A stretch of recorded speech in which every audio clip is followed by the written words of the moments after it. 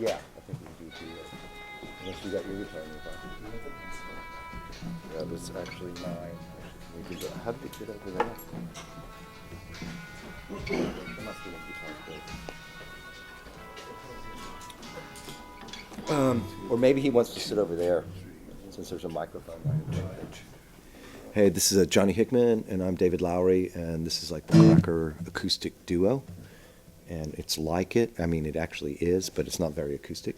And we're here on Wolfgang's Vault. We're going to do a song called Around the World from our Gentleman's Blues record. 1, 2.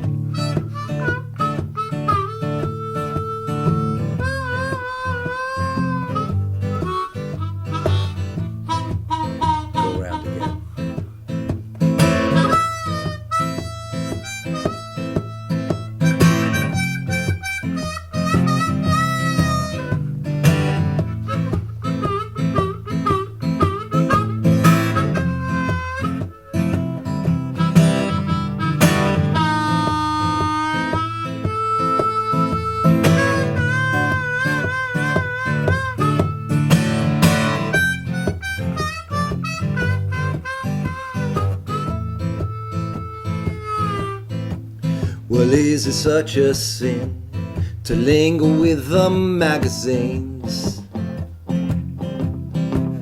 I want a chocolate bar, maybe something sweet.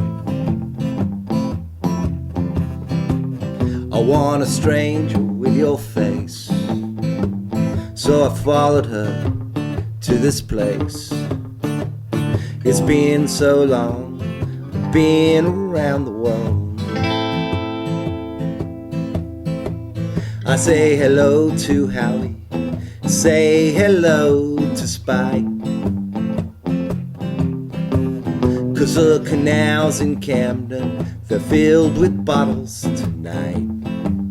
Up them there to watch the ripples fade away, to feel the rain upon my head. Well, I could say being around the world. Well, how I wish I was in your apartment tonight, to hear the rain come down, down upon your roof, to see it close beside your bed, to lie and listen to your breath. Instead I've been around the world.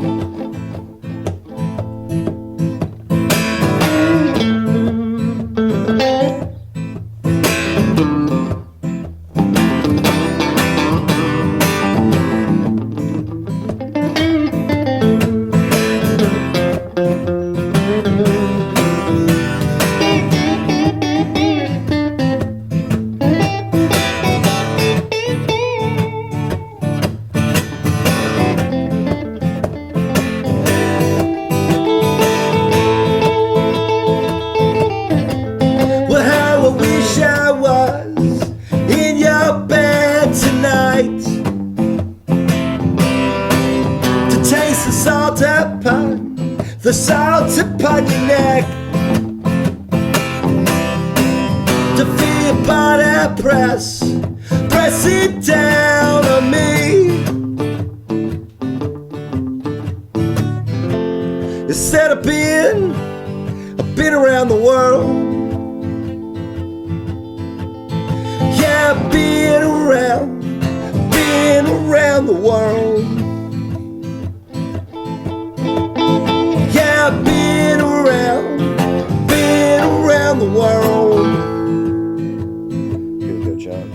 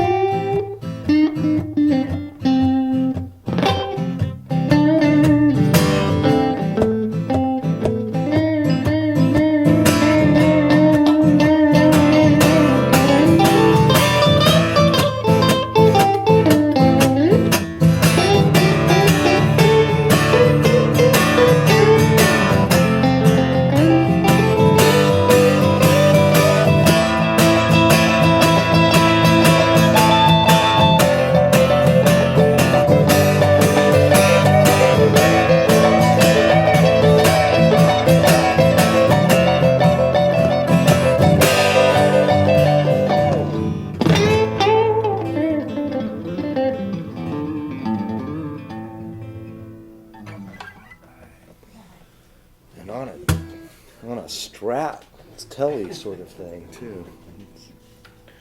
All right. Nice job.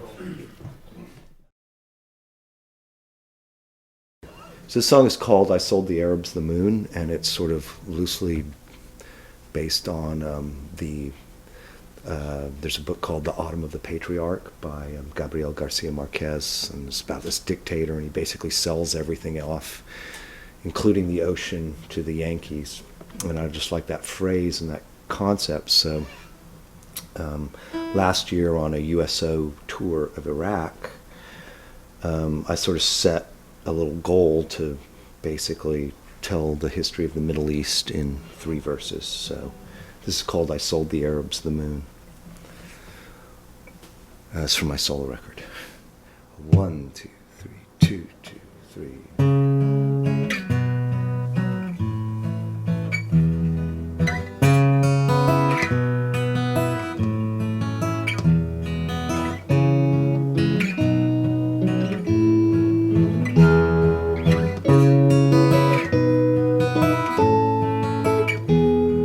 And I was the man who sold the Arabs the moon.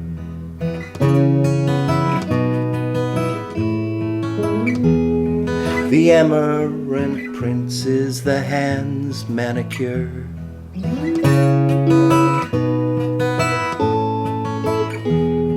The servants with luggage, they followed behind.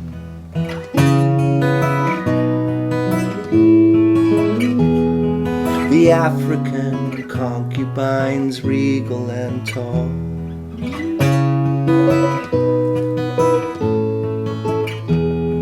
And I was the man who sold the Arabs the moon. They festoon their flags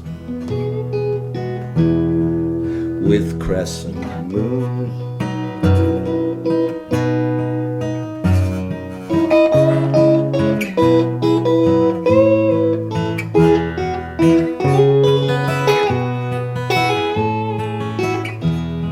And I was the man who sold the English the sea.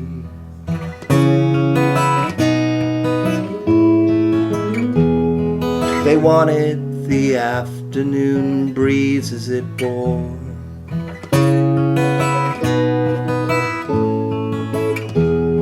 The sweet smell of spices from over the sea.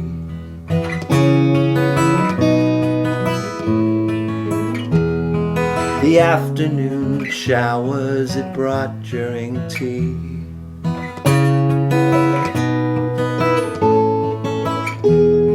And I was the man who sold the Arab the sea. I cowered before great battleship guns.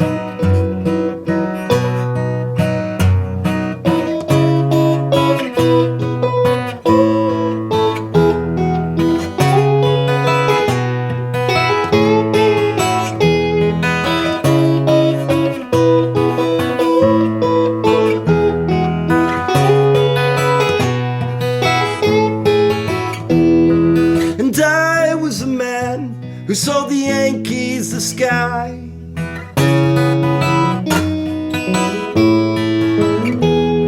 The black of the night and the blue of the day.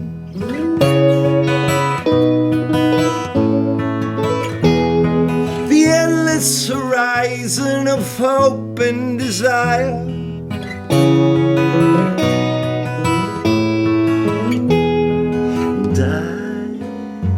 Was the man who sold the Yankees the sky, the English the sea, the Arabs the moon.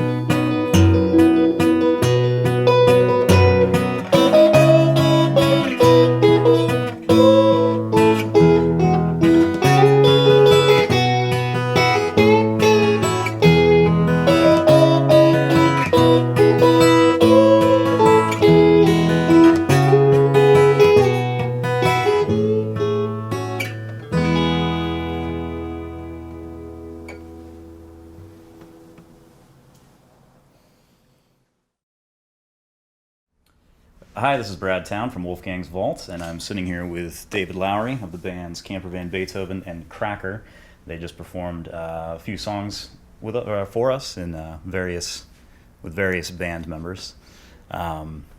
This is sort of a homecoming show that you're playing tonight in a way. I mean, you guys came together in Santa Cruz, not too far away from here. Right. And is that sort of, you still feel sort of a connection to this area in a way? Oh yes, yeah, definitely. The Bay Area is like our home territory, and Yeah. it's where we first sort of played gigs that people actually paid us to play. Sure.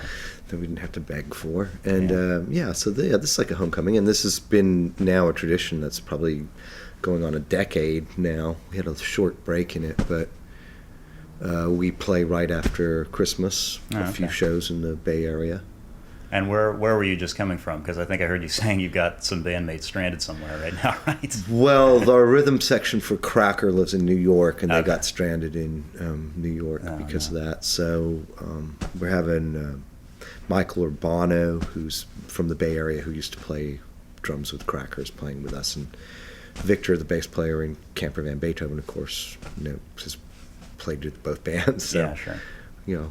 It's fine. Worked out. It'll work out. Yeah, that's good. With a big family of musicians to be able to pull from, you can always make the gig. Right. So yeah, starting out in Santa Cruz, what was the scene like back then in around Santa Cruz? Were there a lot of bands going on, or was it kind of? Yeah, there were actually quite a number of bands in Santa Cruz, and the interesting thing about Santa Cruz at the time when we were there, I mean, we're talking the very early 80s, like 1980, 1985, 86, essentially, is the time. It was really inexpensive down there. Silicon Valley hadn't happened, so Silicon Beach hadn't happened. And it was much easier to be down in Santa Cruz and be in a band because it was cheaper to live down there. You didn't really need a car. You could just kind of work some part-time job and ride your bike to work. And there were places to rehearse, and it was a lot easier. And the other thing that was interesting about the Santa Cruz scene is it sort of had this subtle kind of anti-hipster vibe to it. Like we distinguished ourselves from what was going on in the Bay Area, which was sort of cooler and more punk rock and darker, but with the things that were going on in San Francisco at the time. We were different than that, so we were lighter, a little more psychedelic. Right. And there was a lot of sense of humor that ran through a lot of the things that the bands in Santa Cruz had. I was in a band before Camper Van Beethoven called Box of Laughs, which was pretty heavily influenced by things like Pere Ubu and The Fall and Red Crayola and stuff like that. And we were actually even really kind of influenced by another band from Santa Cruz called Joe Cuba and the Tokyo Negroes, which was really esoteric punk Captain Beefheart kind of hybrid kind of thing. So we grew organically out of that scene. And when we came up, Camper Van Beethoven started as a side project to all these other bands that we were in. And when we came up to San Francisco to play, we had the advantage of sounding a little different than everything else that was going on in San Francisco, which, like I said, was more punk rock and was decidedly darker than what we were doing. And so I think that worked to our advantage when we came up here. Oh, yeah, that's cool. Yeah, because it seems like Santa Cruz is a place that would kind of lend itself to that. It's got those sort of friendly vibes, I guess, in a way. There's a lot of pot smoking and hippies and skateboard riding and stuff like that, and a lot of freaks, tinfoil hatters. Right. It was just a freak show down there. So it worked well for us. It really was that sort of perfect blend of hippie and punk rock that later sort of you see in the early alternative bands like Jane's Addiction and stuff like that, Yeah, for sure. And to me, that was going on. A lot of tattooing and piercing and dreadlocks. Yeah, that's a distinctly Californian thing, I find. Is that those kind of sounds kind of mixed a little bit better here than in other places where it seemed like there was you're either punk rock or you're this or you're that. Right. So yeah, you guys definitely have that sort of sound. And so I guess sort of fast forwarding a bit to today, you said that Camper Van Beethoven started as kind of a side project. And then as well today, everyone that's in the band kind of has multiple things going on at any sort of given time. Is that right? You guys kind of are doing, each guy kind of has his own band, and then there's Cracker, and there's... Yeah. Camper Van Beethoven is definitely more the sort of anarcho-syndicalist, libertarian, hippie punk rock commune kind of band, right? And we sort of freely sort of come and go and form and unform and unform. Yeah, I'm going Sure. with that. I'm going with that jargon watch here.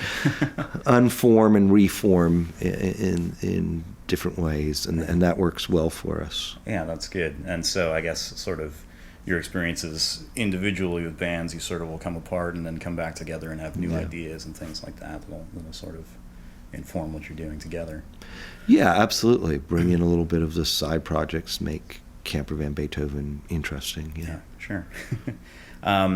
You mentioned earlier when you were during your performance, you were playing a song from your solo album that's coming out pretty soon. And you had mentioned that you guys had done a tour of Iraq. Was that Camper we did. and Cracker? Or? That was just Cracker, okay. But we brought Greg Leisher along from Camper Van Beethoven, right. So we actually did play Camper Van Beethoven songs there.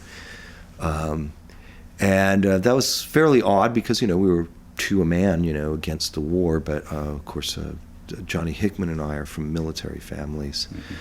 And we also understand it's a lot more complicated than that. And we had a song on the last Cracker record that was sort of adopted by many guys in the military, even though it's ostensibly an anti-war song. Sure. Well, but it's more about kind of being bored. And anyway, these guys kind of picked up on it, and it got played on Armed Forces Radio. So we found ourselves in Iraq, and that was really pretty interesting. We went to a lot of. We did something that only a couple other bands I've talked to have done, which is we were asked to go to these little patrol bases, not even forward operating bases, even smaller than that, little patrol bases sometimes. We played on the big bases, but we also would go out in helicopters or in armored personnel carriers out to these little bases that maybe had 35, 100 people at them, and play for these guys that never get live music. That's and we had to dress completely in full Kevlar and everything like that. Yeah, right. Did you have any sort of training, or did they kind of warn you about what? The only thing they ever did was show us how to get out of your seatbelts upside down in a armored personnel carrier. But that sort of turned into this game where it's this machine that simulates you turning upside down. Well, they turn you upside down. That was about the most training we had. We got a little first aid tips. Yeah, right.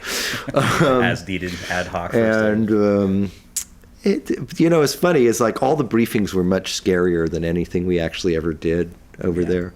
So, it was fun. And it was actually most of the time it was generally a lot of fun. And we were I was actually really surprised how many people. There's so many reserves and National Guard guys over there, and they're more our age, right?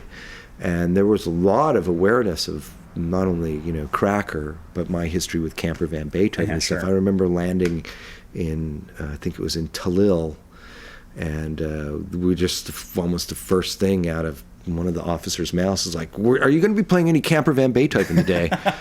And I'm just thinking I'm in we're really close to Babylon. I think it's by Babylon, the ziggurat of Ur, where we were. I'm like, this is really crazy. Yeah. I can't really comprehend all of this. Hard to process. Yeah, but it was we enjoyed ourselves. Good.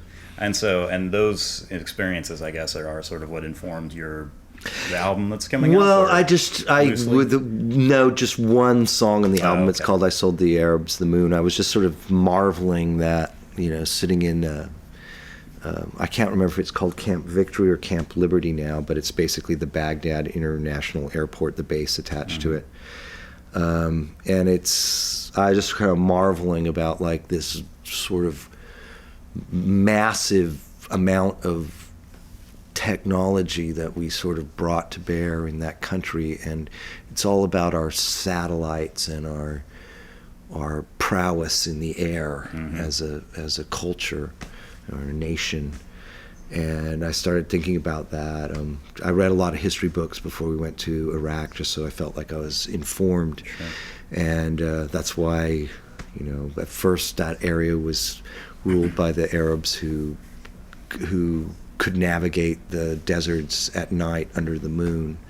And then the English, of course, dominated it with their warships, Mm-hmm. and then the Americans finally with their space aircraft, UAVs, and stuff like that. And Huh.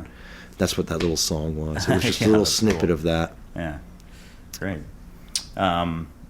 So in addition to the solo work and the 2 Mhm. bands, you also do a considerable amount of work at a studio in Virginia, right? The Sound of Music studio? Yeah, I do. I'm not so much anymore. I've been pretty busy with my music lately, so haven't been producing people's stuff as much. But yeah, I've had the studio in Richmond, Virginia for about 17, 18 years Nice. now.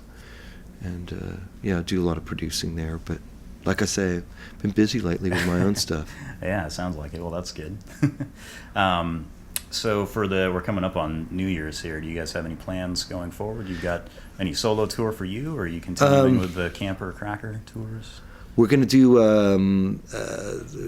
we have a New Year's show with Cracker in Charlottesville, which I live in Virginia now, so that also acts like a Yeah. hometown for me. We're going to do these shows after the New Year's with Cracker playing Key Lime Pie and Camper Van. Sorry, that'd be interesting. Camper Van Beethoven playing Key Lime Pie and Cracker playing Kerosene Hat. We're going to kind of play cool. our 2 sort of biggest records for Yeah. both bands. And we're going to do a few shows like that. I imagine I'll do a few solo shows for my album that's Mhm. coming out in February. But not really sure yet. Yeah. We'll play it by ear. Yeah, right. Let it unfold as it will. Cool. Well, I think that's all I had. Thank you so much for being here. All of you guys, in fact. It was really, really great. Sounded great. And Thank you. we're happy for having you. Okay, thank you. Appreciate it. Cheers. Oof.